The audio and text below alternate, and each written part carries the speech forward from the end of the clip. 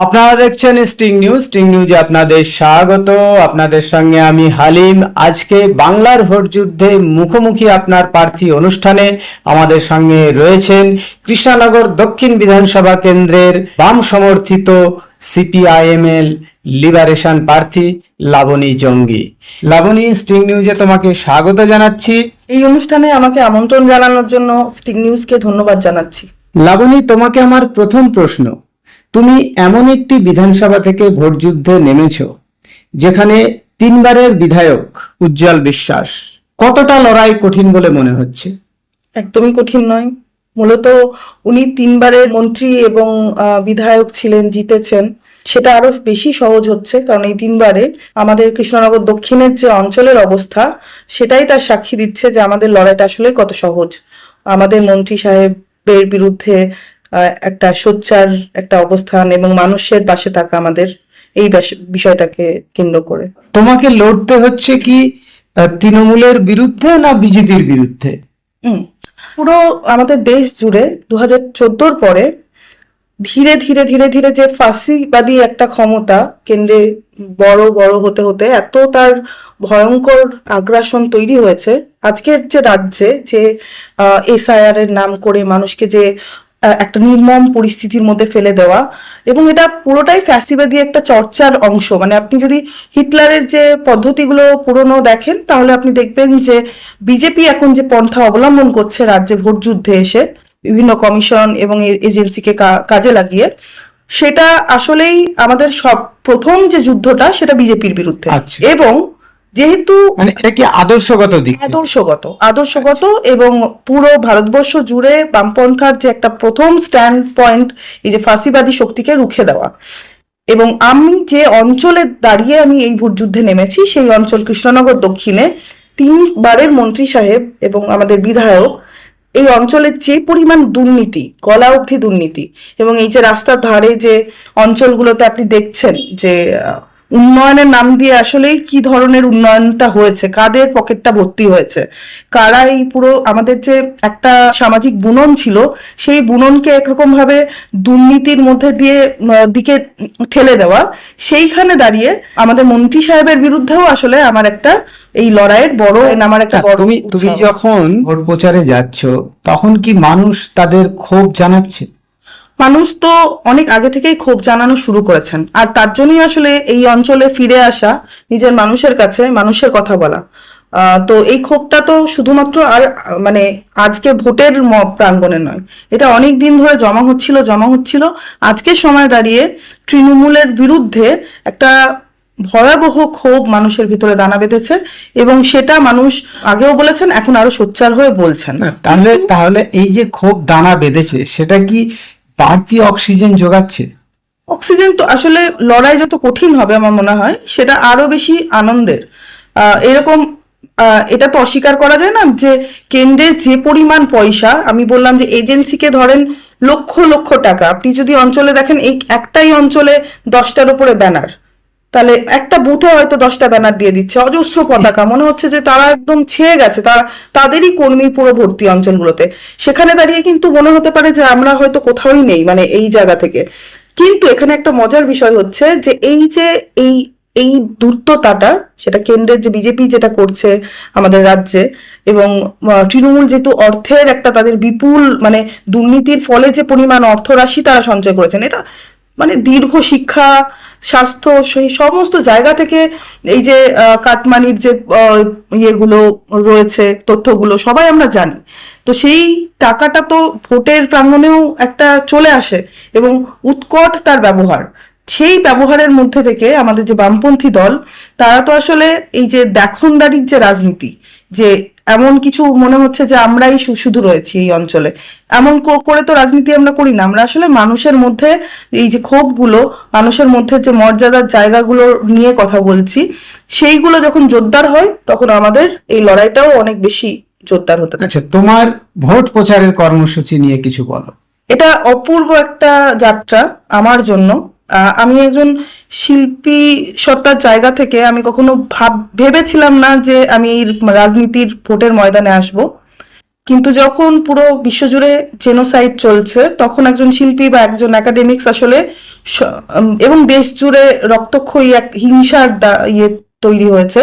আর আমার অঞ্চলে একই সাথে হিংসা, বিদ্বেষ এবং দুর্নীতিতে পুরো জর্জরিত। তখন যেখান থেকে পড়াশোনা করে বড় হয়েছি, যে অঞ্চলে বড় হয়েছি, এটা দায়িত্বের মধ্যেই পড়ে যে এই মানুষের কাছে ফিরে আসা। এই যে ফিরলাম না, যখন এই মানুষেরা যখন আমাকে ওই দুহাত বুকে ধরে আজকেই যেমন আমরা আমাদের এই বাজার অঞ্চল 6 নম্বর 18 নম্বর এই সমস্ত অঞ্চলগুলোতে সবাই নিজের মানুষ, চেনা মানুষ, তারা আগলে রাখছেন, আঁকড়ে ধরছেন, ভালোবাসছেন। তো এই ভোট প্রচারে আমি যেটা শিখলাম এই গত 19-20 থেকে, যে বিজেপি বা তৃণমূল যে হিংসাটার রাজনীতি কথা তৈরি করেছেন একটা আবহ, সেটার থেকে প্রেম আসলে অনেক বেশি শক্তিশালী। আচ্ছা, এটা খুব জোরদার, খুব সুন্দর একটা কথা বলেছো।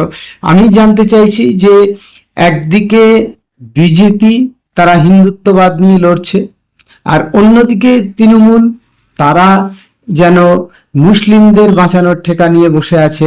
তাহলে এই যে ধর্মীয় মেরুকরণের যে রাজনীতি, বিজেপি এবং তৃণমূল যে খেলাটা খেলছে, সেই জায়গায় দাঁড়িয়ে একজন বামপন্থী দলের প্রার্থী হয়ে, বাম দলের প্রার্থী হয়ে কি মনে হচ্ছে যে লড়াইটা কি এই নীতি আদর্শ দিয়ে করা যাবে, নাকি এখানেও সেই ধর্মটা গেলাতে হবে?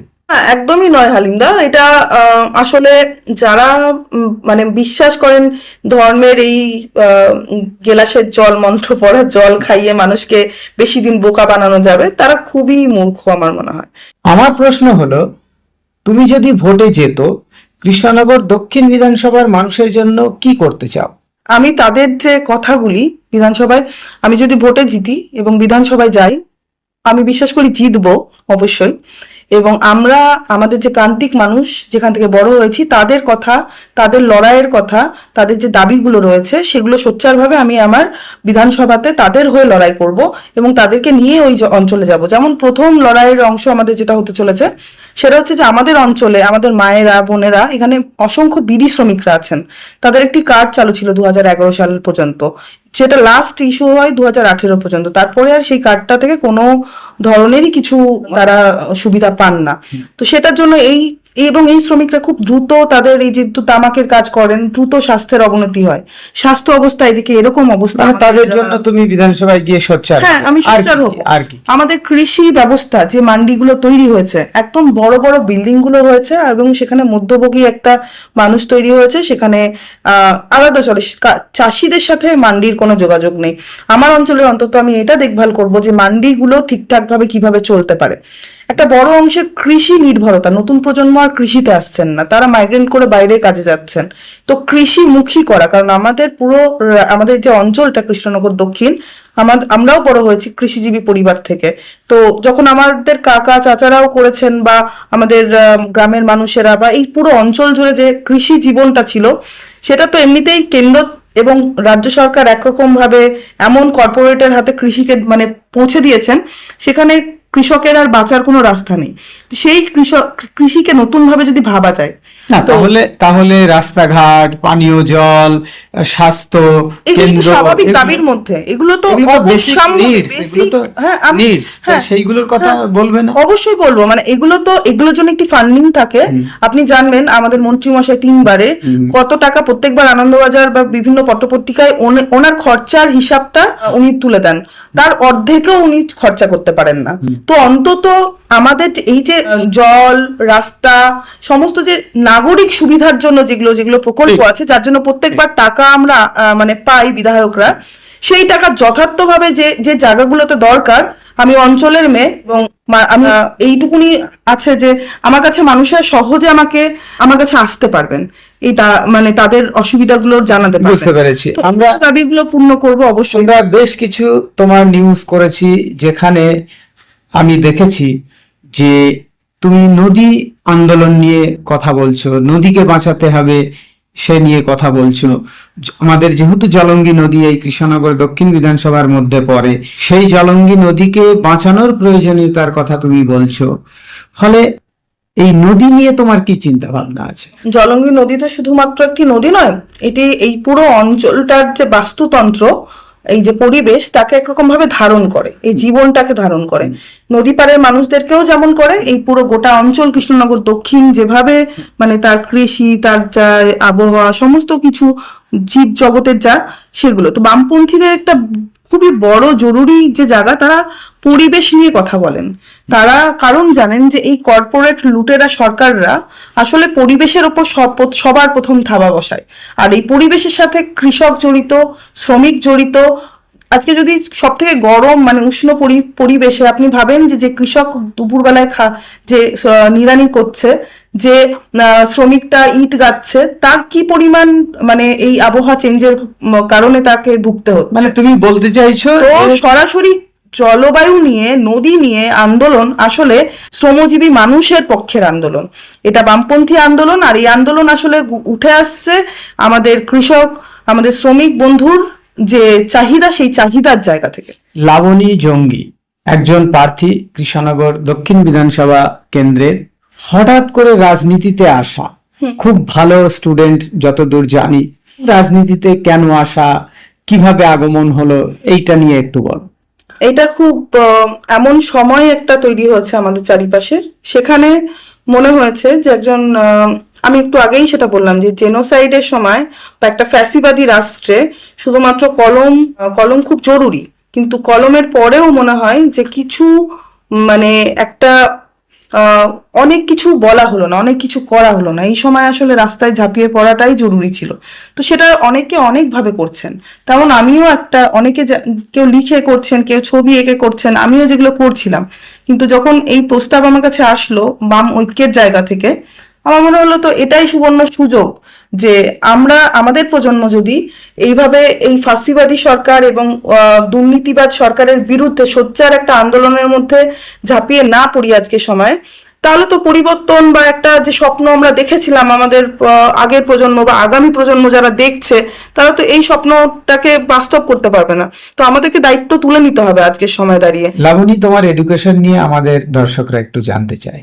আমি যেহেতু অঞ্চলেরই মেয়ে, ধুবুলিয়া সুভাষচন্দ্র বালিকা বিদ্যালয়ে প্রথমে মাধ্যমিক পাশ করি, তারপরে দেশবন্ধু স্কুল, তারপরে আমি কৃষ্ণনগর গভর্নমেন্ট কলেজ থেকে পলিটিক্যাল সায়েন্স নিয়ে বিএ পাশ করি। তারপর মাস্টার্সের জন্য আমি যাদবপুরে তখন চলে যাই। আমার বিষয় ছিল তখন আন্তর্জাতিক সম্পর্ক, ইন্টারন্যাশনাল রিলেশন। তারপর এমফিল আমি 8 মাস এখানে পড়িয়েওছি। পলাশীতে একটি কলেজ হয়, মীরা কলেজ বলে, তো ওখানে 8 মাস পড়াই, অধ্যাপনার কাজ করি। তারপর আর ভাল লাগে না, গবেষণার দিকে মন চলে আসে। তো তখন আমি এমফিলের জন্য অ্যাপ্লাই করি CSSC, centre for studies in social science বলে, যাদবপুরেই একটি রিসার্চ ইনস্টিটিউশন আছে যাদবপুরের ইউনিভার্সিটির আন্ডারে। তো সেখানে এমফিল করি পরিযায়ী শ্রমিক নিয়ে, বাংলায় মুসলিম পরিযায়ী শ্রমিক নিয়ে আমার এমফিলের বিষয়। এবং পরে পিএইচডি সাবমিট করেছি সদ্য, যেটা বাংলার পরিযায়ী শ্রমিক নিয়ে। আচ্ছা, তুমি কি বরাবরই মানে বামপন্থী ঘরানা থেকেই উঠে এসছো? একদমই, আমার পুরো পরিবারের একটা দীর্ঘ ইতিহাস আছে। এবং আমার ছোট দাদু, যিনি আমার বাবার কাকা, এই অঞ্চলের প্রথম কৃষক আন্দোলনের শহীদ করিম জঙ্গি। আমার দাদুও দীর্ঘ সময়ের বিভিন্ন বামপন্থী রাজনীতির সাথেই যুক্ত ছিলেন। আমৃত্যু বাবাও করেছেন, তারা CPM করেছেন। আর আমি এখন একই বামপন্থী ঐক্যের একজন প্রার্থী। লাবণী, কৃষ্ণনগর দক্ষিণ বিধানসভা কেন্দ্রের মানুষের জন্য তোমার কি বার্তা থাকবে? আমারই কাছের মানুষদের কাছে এই আবেদন থাকবে যে আজকের সময় দাঁড়িয়ে আপনারা আমাকে ভোট দিন, এবং আজকে যে পরিস্থিতি তৈরি হয়েছে গোটা রাজ্য জুড়ে ভোটাধিকার হরণ করার যে জায়গা, সেই লড়াইও আমি সবসময় আছি। এবং আগামী দিনে যে এই যে উন্নয়নের নাম করে যে ফাঁপা যে ব্যবস্থাপনা, তার বিরুদ্ধে আমি সোচ্চার আপনাদের কণ্ঠ নিয়েই আপনাদের সাথে এই লড়াইটাকে আগামী দিন জারি রাখতে পারবো, এবং আপনাদের অধিকার আমি ছিনিয়ে আনতে পারবো আপনাদের হয়ে। এবং একই সাথে আমাদের অঞ্চলে যে এক ভয়াবহ বিদ্বেষের রাজনীতি, ধর্ম নিয়ে খেলা, আমাদের ধর্ম চৈতন্য লালনের যে জায়গা, এই মাটিকে বিষাক্ত এক অন্য বিভীষিকাময় করে তুলেছে বিজেপির যে রাজনীতি, সেখানকেও আমাদেরকে রুখে দেওয়ার প্রয়োজন আজকে সময় দাঁড়িয়ে।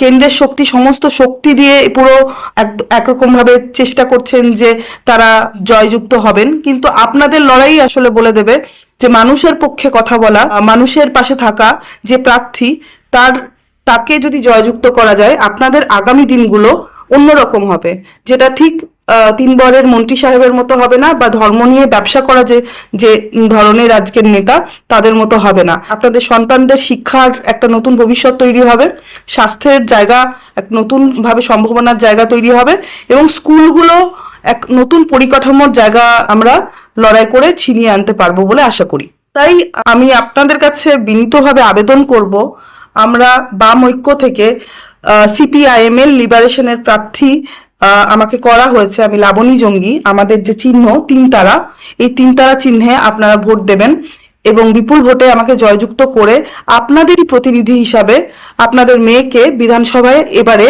জায়গা করে দেবেন, এবং যে দীর্ঘমেয়াদী আপনাদের জন্য লড়াই করতে পারবে। আমাদের অনুষ্ঠান আমরা এখানেই শেষ করছি। প্রিয় দর্শক, ভালো থাকবেন। নমস্কার।